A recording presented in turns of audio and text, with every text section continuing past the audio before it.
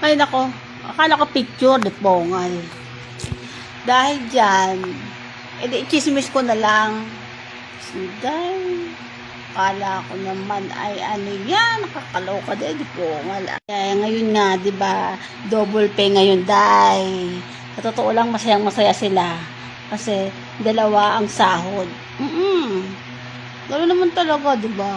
Pag mga company, pag dalawa yung, pag double pay,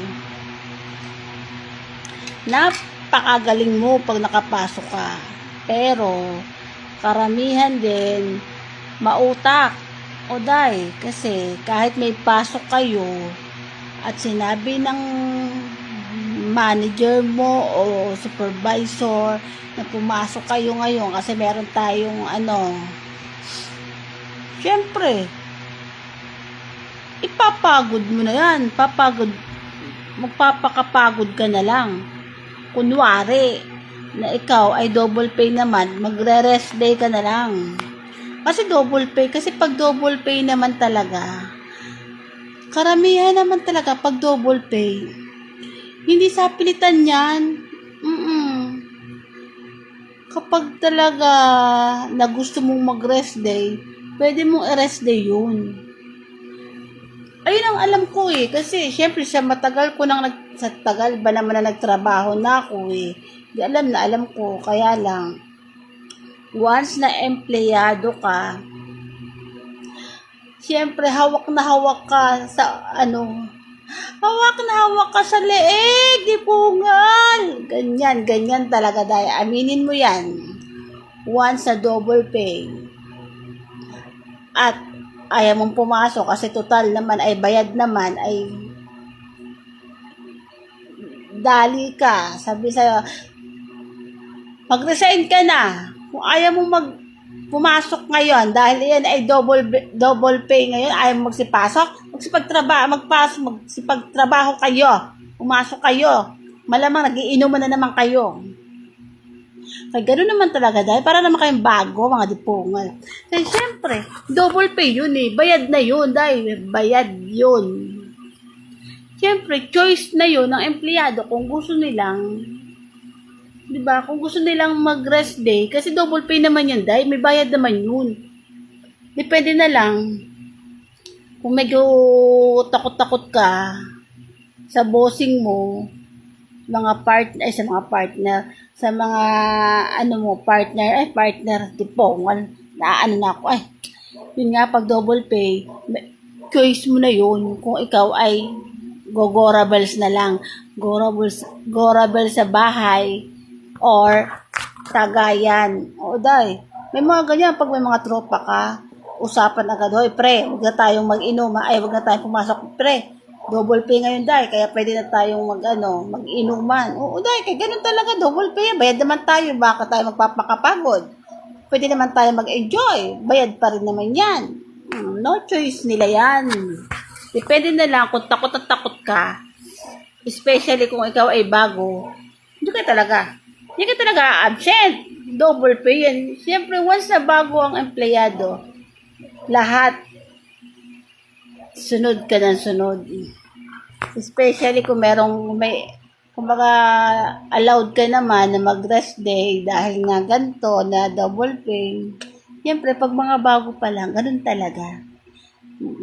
Hindi ka makakasabi ng, ay, sir, ganito, ay, ma'am, ganito. Hindi mo kaya. Hindi mo kaya. Di ba gano'n pag mga bago? Diyos mo dahil, yung experience ko rin naman yun dahil. Once na experience, pag first day ka sa isang company, kailangan mong sumunod. Kung ayaw mong matanggal, di po. Siyempre bago ka, mag-aral ka muna, mag-aral muna hanggang sa matuto ka. Kaya pag ikaw ay panibago at bagong-bago sa empleyado, huwag ka rin paengot-engot. Huwag ka din masyadong sunod-sunod. Gamitin mo rin ang utak mo para sa'yo. Alam mo dapat kung ano dapat mong ginagawa, kung ano dapat mong gawin. Yun. Yung tipong ito lang ang kaya kong kumbaga, ito lang ang karapat ay parang tawag doon, Pag ikay pumunta sa isang company, na ikay bago, may mga ano yun na pag-aaralan muna kayo, o ganito dapat ang gagawin mo, o ganito, ganyan. So, dapat, ayan lang ang papasok sa utak mo ba? Oo, day. Ayun din ang gawin mo. Once na pumasok ko sa isang company na ikaw ay lahat na lang ginawa mo, dipungal. Kasi nga bago ka eh. Kaya dapat may mga tropa-tropa. Kung hindi naman kailangan tropa, kailangan may kaibigan kaagad na mga matagal-tagal na sa company. Oo, dahil kailangan ano ka rin. Kasi karamihan talaga sa company dati. Ang daming mga mautak din. No? Pag lalo na alam nila na bago ang mga empleyado, ikaw ay regular, medyo siga ka ka, syempre. Uy, ganito pre, ganito gagawin, uy, ganito po, ganito. Hindi po nga, pero sa totoo lang, pareho kayo nagtatrabaho, pareho lang ang ginagawa. O dahil, ganun yun dahil. Kaya, sa mga ganyang diskarte dati, ay, di po nga, engot-engot din ako dati, pero dahil sa pare-pareho lang pala tayo magtatrabaho. Ay, yun lang. Basta double pay ngayon. Choice mo na lang yan kung gusto mong pumasok. Diba? Pero syempre, kung bago ka pa lang, at syempre, luma ka man dyan, na wala ka naman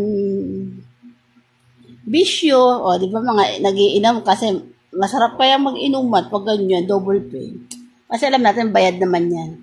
Pero kung ikaw ay wala ka naman masyadong bisyo at wala kayong ginagawa, wala kang jowa, wala kang may mga iniipon ka pang mga pera para magkaroon ng bayad ng mga utang, pues pasukin mo na yung double pay. Kaya sayang din yan. Kasi double pay talaga yan dahil lalo na kung OT pa.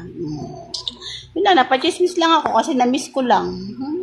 Namimiss ako. Lalo nakakamiss kasi yung mga ganyan pag double pay. Di pungal. Lalo na pag may sahuran na. Diyos mo dahil, di pungal. Sobra-sobra na ang mo. Yun lang, napachika na ako. Kaya goodbye na nga sa inyo at tutulog na ako. Okay, bye na nga sa inyo mga chismosa. Bye!